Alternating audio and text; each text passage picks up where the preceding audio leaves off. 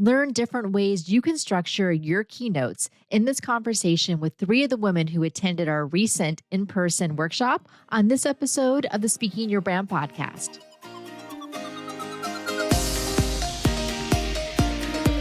More and more women are making an impact by starting businesses, running for office, and speaking up for what matters.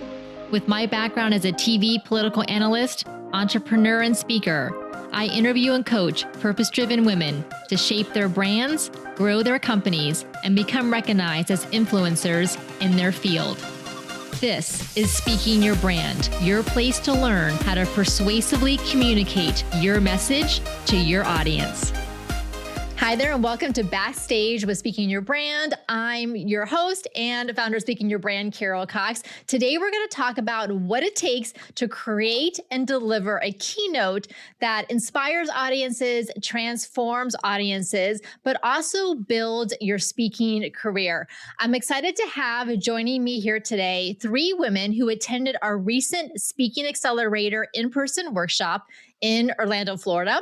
We have Kait Richardson, who lives here in Orlando, where I live. She's a registered dietitian.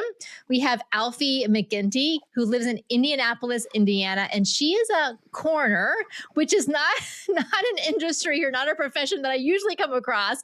So we'll definitely talk about that. And then Niki Ramirez, who is a leader to help HR departments and other HR leaders in their profession. And she lives in the Phoenix, Arizona area.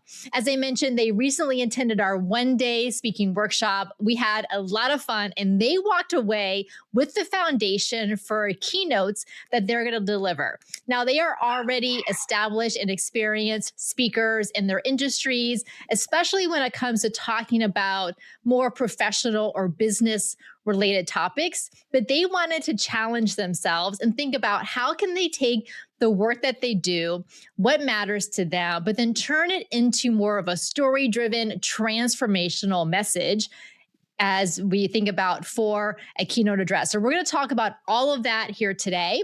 Before I invite them to introduce themselves, I want to let you all know that our next one-day in-person speaking workshop is coming up in Orlando on February 19th, 2026. You can get all of those details and register at speakingyourbrand.com/Orlando. All right, Kait, I'm going to start with you. Tell us a little bit about what you do. You recently also delivered a TEDx talk, which was so well done. Why did you decide that you wanted to work on a keynote? Yeah, well, thanks for having me. Your workshop was so much fun. I've been telling so many of the people I know who do workshops and speaking engagements to check it out. And the reason I wanted to do it is because about 6 months ago, I had heard some podcast, I can't remember exactly what it was, that reframed all of the things that we do in our businesses as either you're an amateur or you can be a pro. And I had done about, 25 speaking engagements, workshops, and I knew in my heart I love doing it. I love speaking in front of audiences. I've loved that ever since I was a kid. I love being on stage. I love helping people, inspiring people. But I felt like I was an amateur. I was just kind of picking up things here and there. I knew what to talk about. I had an idea of how to deliver specific information, how to get audiences engaged, but I wasn't a pro yet. And so doing the TEDx talk and doing your workshop, I feel like is helping me become a pro, right? Getting in there and really mastering how to speak to audiences about women's health and nutrition. Okay, well, I really like this distinction between an amateur and a pro and really investing in that skill building and all the things that I think a lot of us who enjoy speaking, we've been doing it for a long time. We probably did it in high school and maybe in debate team or acting, or we did some. So we kind of learned these things just along the way. And so we're good at it. But in order to be great, I think to your point, Kait, you have to invest in the things that you don't know when it comes to this. Yeah. All right, Alfie, let's go to you. So as I mentioned at the top, so you are actually a coroner. So can you tell us, well, how did you get into that profession? And then tell us a little bit about why you decided to come to the workshop and work on a keynote. Yeah, so I've been with the coroner's office and a death investigator for 28 years. And I got into that sort of unexpectedly. While in undergrad, I went to an office to work part time and do an internship. And by day two, I loved the work. I loved the job. I loved everything about it. And what I found is there's a lot of education in death investigation. So you are talking a lot about explaining how the death occurred and those kind of things. And so I kind of morphed into sort of this educator in my speaking and talking and teaching about death investigation. And I wanted to expand, and I thought the workshop would be a great opportunity for me to expand a talk, right? Like expand upon all the things that I know about death investigation, but also in life in general. And so I wanted to do this workshop, and oh my goodness, I thought, I'm a teacher, right? So I thought, oh, I'm going to sit down in front of the class and learn a bunch of things while sitting. Oh no, it is so interactive, and it had us up and moving and hanging out with each other and talking and laughing uncontrollably in some instances. So it was great fun. And I walked away ready to have like 4 talks, right? 4 keynotes. So that was the exciting thing about the class that we did. Okay, well, good. Yes, we definitely get you moving around, right? Who wants to sit all day? We sit all day on Zoom, right? As it is. Like, if we're going to be in person, we're going to be moving around. So we're going to come back to this idea of teaching and educational content and how that is different from what you all worked on with your keynotes. Let me say hi to Diane, Monica, and Aaron, who are here with us live as we're going. So thank you so much for being here and letting us know in the comments. Niki, let me bring you in. So tell us a little bit about what you do and why because you have been doing speaking a long time. You speak a lot. So why did you decide you wanted to work on a keynote? Yeah, thank you. Yeah, thanks for having us today. It's nice to see Alfie and Kate too. We did have such a good time, and Alfie was my table partner, and we did laugh a lot.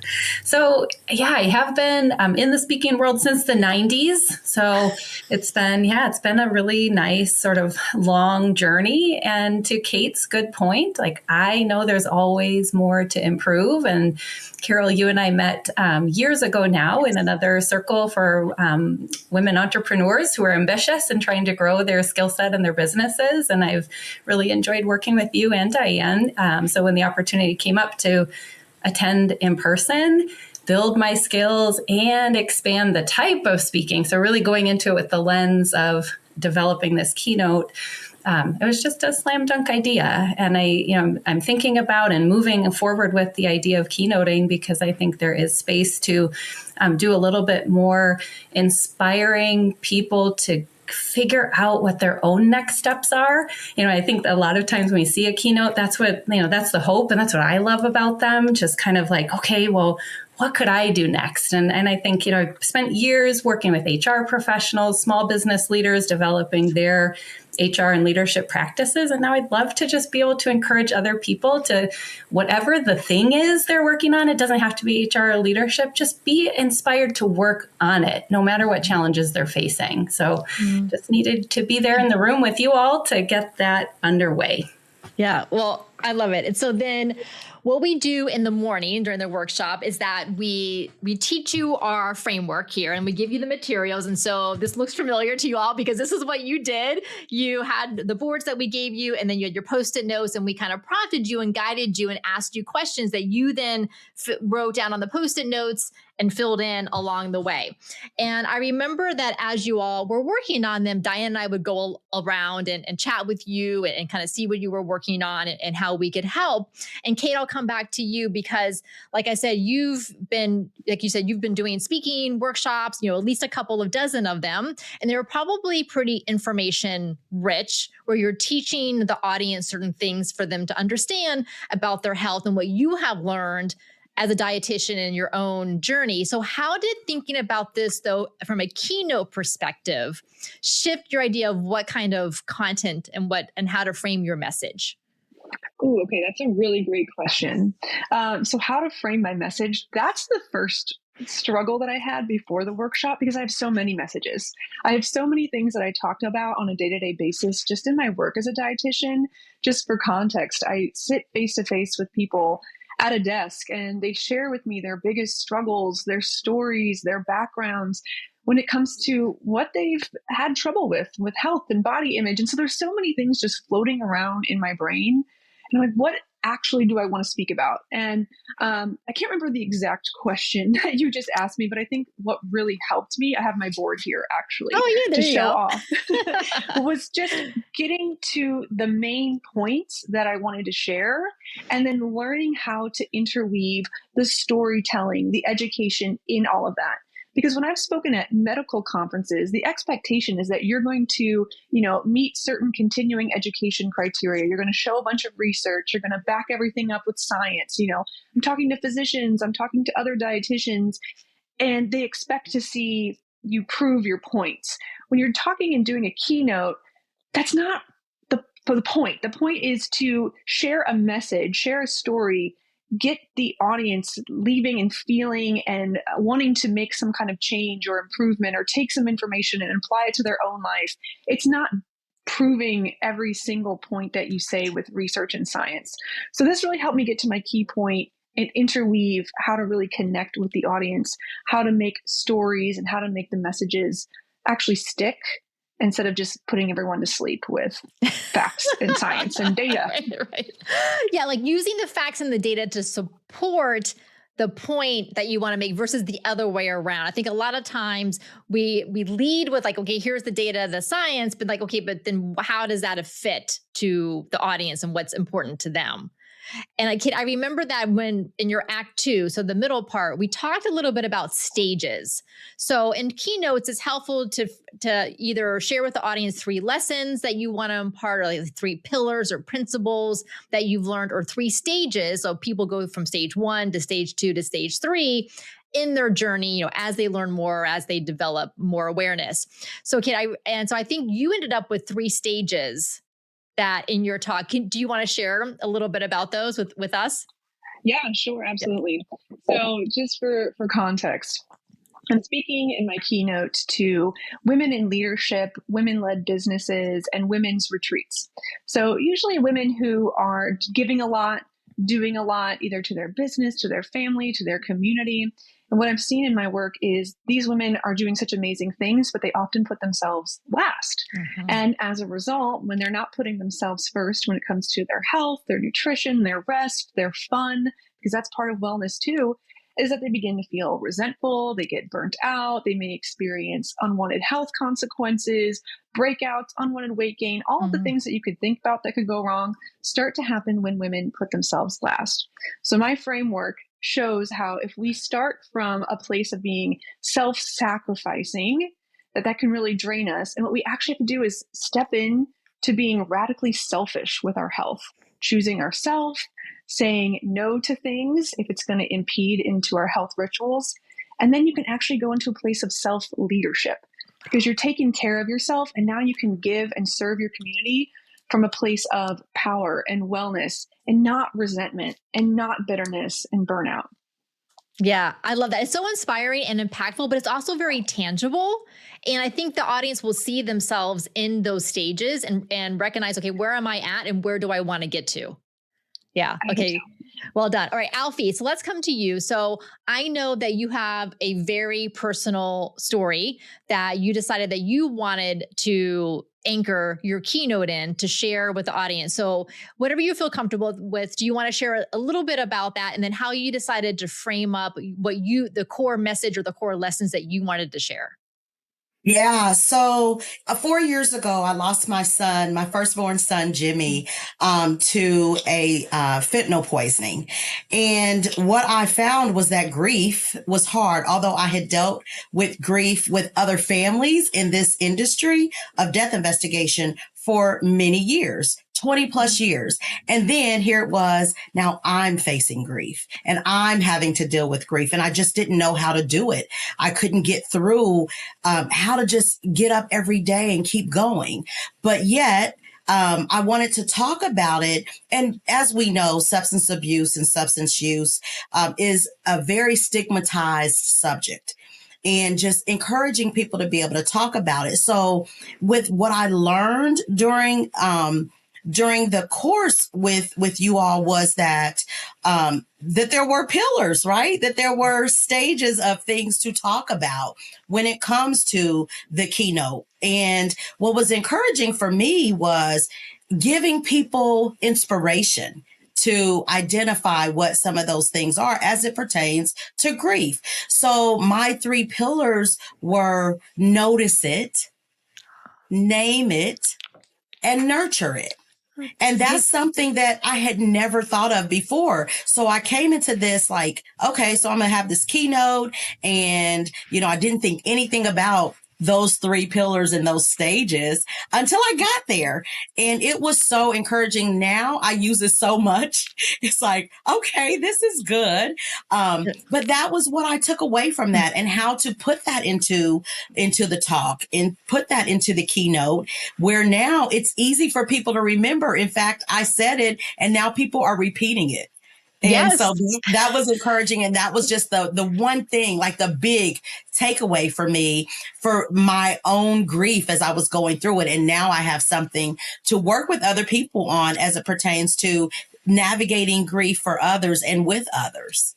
Oh, Alfie, well, thank you for sharing that. And the notice it, name it, nurture it. Right? You got the alliteration in there as well. So yes, it makes it memorable for you, right? So you can remember it if you're doing a podcast interview or a speaking engagement, or if you're on a panel or anything else, you just kind of clicks into place and what's important to share. Then obviously your audience can remember it more easily as well. Yeah. Okay, great. Niki, let's come to you. So tell us a little bit about your core message in your keynote, what you decided for Act 2, and then we'll come back to how you decided to open with a personal story. But let's focus on Act 2 and what you put there. Yeah. So thankfully, I just got to meet with Diane also. And so I don't necessarily have my 3 pillars dialed in like exactly yet. I'm still working on it. But, the keynote that I am putting together and then molding into this fantastic framework is about reframing and shifting our concept of being perhaps unlucky sometimes. And so we're talking about how we can cultivate and manufacture luck in our lives through simple actions and attitudes. And so, so I'm on Alfie's tail here with, trying to find some good alliteration and dial in. I always have too much to Kate's too many things to think about, I have too many pillars still, Carol. So I'm working on it. But it's so important though to really follow the framework. And I really believe in it. And I'm so grateful that we were there to just dial it in, because as a consumer of keynotes, and I love a good inspirational talk. Always, I always will. The best ones have really clear and concise messaging. And so I'm working hard to figure out what my hook is a little bit, but the concept is really about, thinking about how to create luck and cultivate luck in our lives. And it's a mental exercise. Yeah. Yeah. Well, something for you to think about, Niki, and this goes to anyone listening as well, is that, so we talk about in that Act 2, that core, it could be three lessons, like those hard won life lessons. It could be 3 stages people go through. It could be three pillars. Like pillars are good if stages or lessons don't make sense. Another way to do it, came to mind for you, Niki, is like 3 myths or 3 beliefs we have about luck. So like contrasting like the 3 myths or beliefs versus what actually it is. And that could be a good way to like bucket your key points in Act 2. Love it. Thank you, Carol. Yes. And trust me, I get it. We all have too much content. I have a gazillion slide decks and presentations. And I just know, okay, but for the 30 minutes or 45 minutes I have for this audience, what can I give them? And then I'll give a different talk to a different audience, and I'll get to use all the other stuff that I have. Exactly. Yeah. And with the storytelling piece of it, that's the other reason I came to the event. I've always struggled to figure out how to incorporate a good story into the keynote content. And that was one of my sticking points. I needed to get momentum. So when we think about pulling a story through it or using a story to inspire a way of thinking, that was definitely another reason that I chose to go. So I could have your help right there on the spot, you and Diane, to really say, okay, this is where stories go and this is how to link it to your message. Yeah, that was fun. All right. So in the mornings, you all worked on your boards, and then we had an hour lunch, which was nice. We could kind of just like take a brain break and chat and eat. And then in the afternoon, we got to do some fun exercises. And then each of you took the stage for about 5 minutes to practice delivering either a story or a segment of the talk that you had worked on. So when you got to the stage to do your practice session, you had no slides, no notes, no script, no outline, nothing. So honestly, were you terrified? How did you feel? And then how do you think it went? Kate, I'll come back to you.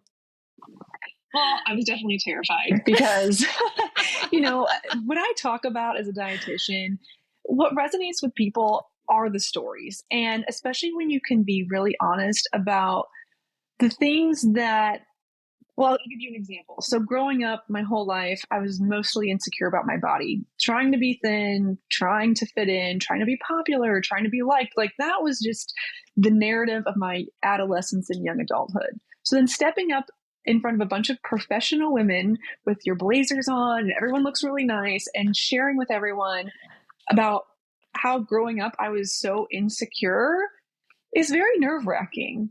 But I felt when I was sharing that part and I tied it into this real story I had about a client who was in her 70s and she came to me just hating her body and wanting to lose 5 more pounds, and how that was an eye-opener for me because I was like, I don't want to be 70 worried about losing 5 more pounds. I mean, I'm 31 and that's exhausting. And so I don't want to go the next 40 years of my life doing that. And so when I shared that story, I could tell that women who were at the workshop could resonate with that because being a woman in a body in present time is hard. There's a lot of pressure and it's hard not to have negative feelings about yourself. So it gave me a lot of confidence to continue sharing that because it's received well, even though it's really scary. And one of the reasons it's really scary, I felt this way at my TEDx talk as well, is because when you're talking about insecurities with your own body, everyone's looking at you. Right. And so they're going to be looking at your body and people are going to have thoughts about your body. That's just what happens sometimes when you're talking about it, And so getting over that takes a lot of repetitions, and I'll never be 100% over it, but I'd love to be 99% over it. And so the repetitions are what I need. That's an excellent point, right? Because if we're talking about something that's vulnerable, but it's not something that is right there for people to look at, that is, yeah, I can see how that's like an extra layer of vulnerability that you have for sure. But I think then you are role modeling to your audience that you are here anyways. And actually you could even say that out loud to the audience. Like, I know it's either, it's ironic or there's an extra layer of vulnerability that I'm standing here talking about my body, you're all looking at my body, but this is what we need to get more comfortable doing. Yeah, because then you make everyone in the audience feel more comfortable, and then you could have more connection with the audience off stage, which I think is also really important for women who have businesses or who have things that they're doing, because you want to connect with the audience and build those relationships. And that starts with trust. And so, especially when I'm talking about health and body image, I want to be a person that people can talk to about their biggest fears, and involves putting mine all on the table. Yes. Yeah. The excellent point about building trust through sharing those personal stories and the vulnerable moments as well. Niki, let me come back to you. So I know that in the keynote that you were working on, that you had a personal story that you were going to open with this, and a story that you don't share normally in the speaking engagements that you do, right? So how did it feel to work on that? And then how did it feel to get up on the stage and practice sharing that? Yeah, well, it was definitely a challenge for, having been on so many stages. This stage felt like it was bigger and more important than any stage I'd ever been on. And it was only this far off the ground and how many 30 women in the room, right? So no, I mean, the story that I am sharing is the story that shaped the way that I think about luck. And so in the late-ish 90s, I was carjacked at gunpoint while on campus at my college. And, a lot of years later and a lot of retrospect later, I've been able to pick it apart and figure out how that particular incident actually spurred my interest in continuing to be out in the world and connect with people and really see people for what was happening in their moment because, I think that, as we navigate the world, so many times we're just passing by one another and, taking that opportunity to say, gosh, I'm so lucky that I learned how to interpret someone's feelings of crisis, how I was able to sit back and say, okay, I'm going to slow down in this moment, but I'm not out of this game. I'm coming back to school. It was nerve wracking to pull this very personal story that, I had no reason to tell it on any other stage. It just didn't fit into the concepts that I talk about in most cases. So it was really great to be up there. And yes, it was nerve wracking and it was very doable. And it was such a safe and comfortable space to grow. And it took me days to go back and watch my video. Alfie and Kait, I don't know how soon you went and watched your video, but I waited over a week to go back and watch it. I feel like that's normal. I don't like watching my videos either. I waited for a week and then I said, oh, that wasn't so bad. Right? Yeah, that's what always happens, right? Like we make it up in our head about what it is. Right. So much room to grow, but it was not bad at all. So thank you. Yeah, you all did great. Again, like feeling not put on the spot. Like you knew what was coming, but still, again, like because we want you to get comfortable with this idea that your content, your stories, and being overly prepared actually disconnects you from your audience rather than improving the rapport that you're trying to build with them.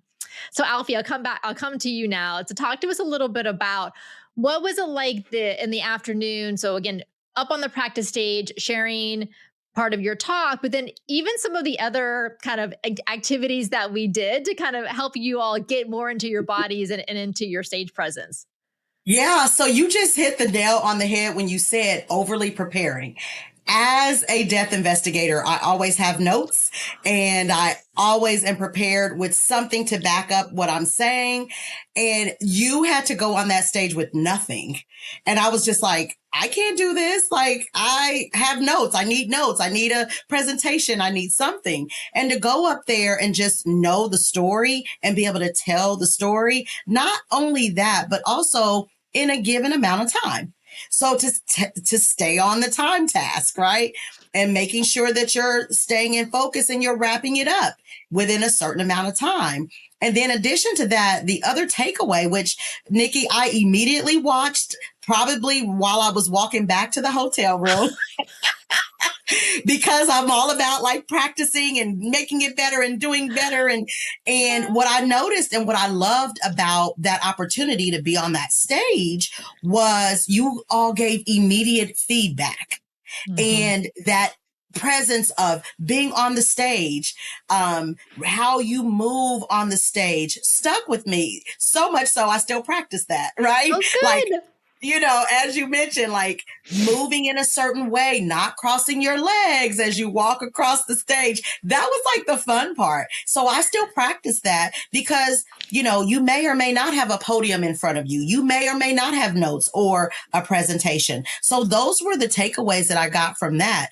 But the other parts of, some of the impromptu things were quite funny, like, just trying to describe and mimic what people were doing, right? And I don't know what that exercise was called, but that part of the workshop was hilarious, but it also taught us how to be impromptu, right? How to think quickly on our feet. So that's what we had to do in those minutes while we were on that stage. So those parts of the workshop were where you got to get up and move and talk and just do something different than you would ordinarily not do in a classroom. So that was the exciting part.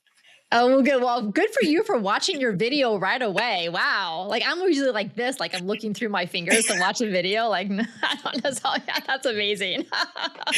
Yeah, that was a lot of fun. All right. So I would love to hear from each of you now. What is next for you? What are you working on for 2026? What visions do you have for speaking engagements that you want to do or stages that you want to be on? Kait? Pitching.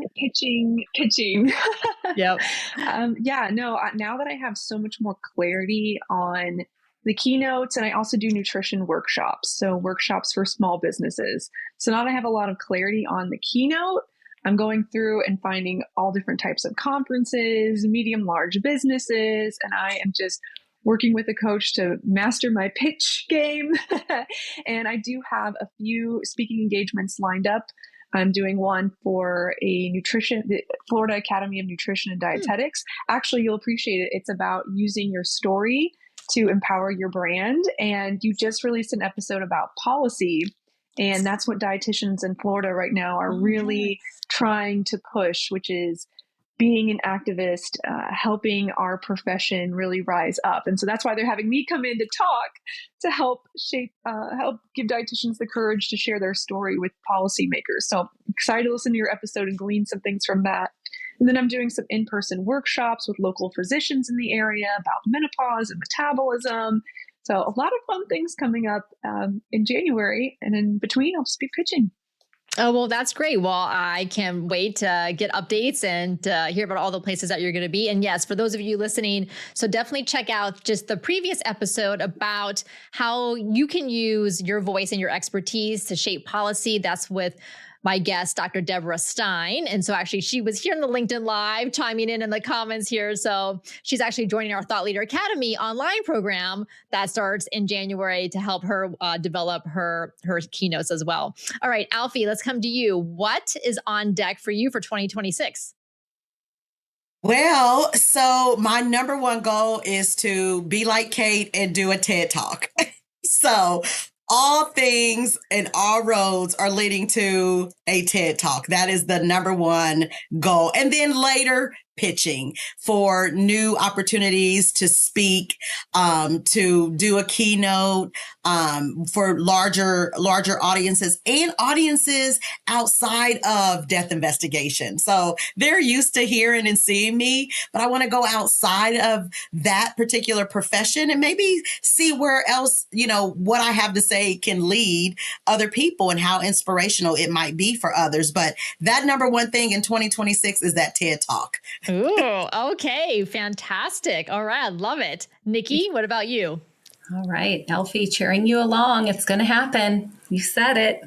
Oh, very good. So 2026, we're hustling at hranswers.org, just doing tons of HR consulting. And so I'm taking the opportunity to introduce some of the concepts from this developing keynote to our clients as well. So that's fun. They get to be my trusted collaborators and test audience a lot of the time.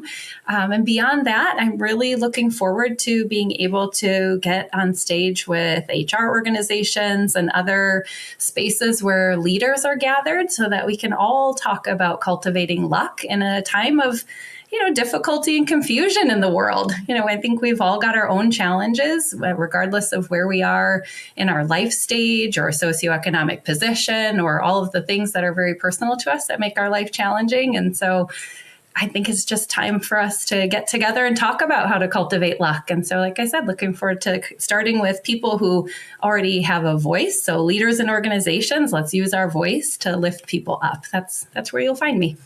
Oh, I love that you're bringing this idea of luck back into your HR content. Yes. Yeah. HR as a profession feels on average, very unlucky because we do deal with the problems within organizations. And if we have time, then we get to do strategy and fun stuff. But most of our time really is spent dealing with issues. And so we could use a boost of luck across the industry. Yes. All right. Fantastic. Well, I'm wishing you all well and cheering you on for sure. Make sure to connect with Kate, Alfie, and Niki on their LinkedIn profiles. The links are in the show notes, so you can find them there. And if you would like to come to our next one-day in-person speaking accelerator workshop, so you can work on your signature talk. It could be for a keynote. It could be for lead generation, so a business presentation. It could be the start of your TEDx talk. Really, it could even be all three because there's ways to mix and match and repurpose the one talk into these different formats, and also have a lot of fun practicing on stage and getting to know an incredible room full of women. You can get all of those details and register at speakingyourbrand.com/Orlando. Again, that's speakingyourbrand.com/Orlando. And that is coming up February 19th, 2026. All right. Thank you so much, the three of you, for being at the workshop, for supporting each other, and for coming on and sharing your experiences here on Backstage with Speaking Your Brand. Until next time, thanks for listening.